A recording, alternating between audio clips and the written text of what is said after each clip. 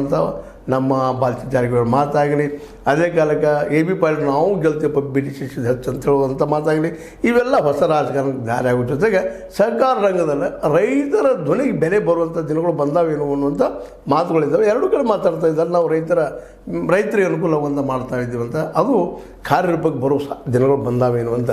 ಹೇಗೆ ಅಂಥ ಪ್ರಸಂಗ ಬಂದಾಗ ಅದು ಆಗ ಸಾಧ್ಯ. ಅದೇನೂ ಇರಲಿ, ಇದೇನಪ್ಪ ಅಂತಂದ್ರೆ ಜೊಲ್ಲೆ ಮತ್ತು ಜಾರಕಿಹೊಳಿ ಅವರಿಗೆ, ಅದೇ ಕಾಲಕ್ಕೆ ಕತ್ತಿ ಮತ್ತು ನಮ್ಮ AB ಪಾಟೀಲರಿಗೆ, ಇವ್ರಿಗೆ ಇದೊಂದು ಪರೀಕ್ಷಾ ಕಾಲ ಅಂತ. ಯಾರು ಗೆಲ್ಬೋದು, ಯಾರು ಸೋಲ್ಬೋದು. ಅದರಲ್ಲೇ ಈಗಂತೂ ನಾಳೆ ಬರೋ 29ಕ್ಕೆ ನಮ್ಮ ಈ ವಿದ್ಯುತ್ ಸಂಘದ ಏನಪ್ಪ ಅಂತ ಚುನಾವಣೆ ಅದಂತೂ ಸ್ಪಷ್ಟವಾಗಿ ಯಾರು BDCC ಕುರ್ಚಿಯನ್ನು ಅಂದರೆ ಅಲ್ಲಿ ಅಧ್ಯಕ್ಷರನ್ನು ಹೊಡಿಬೋದು ಅನ್ನೋದಕ್ಕೆ ಒಂದು ದಿಕ್ಸೂಚಿ ಆಗ್ತದೆ ಅಂತೇಳಿ ಅನಿಸ್ಲಿಕ್ಕತ್ತದ.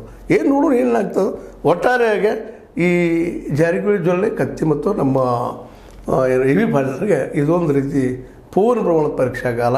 ಇದರಲ್ಲಿ ಯಾರ್ಯಾರು ಏನಾಗ್ತಾರೆ ಏನಿಲ್ಲ ಅನ್ನೋದು ಒಂದು ಮೊದಲನೇದಾಗೆ 29 ತಾರೀಕು, ನಂತರ 19 ತಾರೀಕು ಅಕ್ಟೋಬರ್ದಲ್ಲಿ ಸ್ಪಷ್ಟ ಆಗ್ತದೆ. ಆಗ ಜಿಲ್ಲೆ ಹಿಡಿದು ಯಾರ ಕೈಲೂ ಸ್ಪಷ್ಟ ಆಗ್ತಾ ಹೋಗ್ತದೆ ಅನ್ನೋದು ಅಷ್ಟೇ ಕರೆಯದ.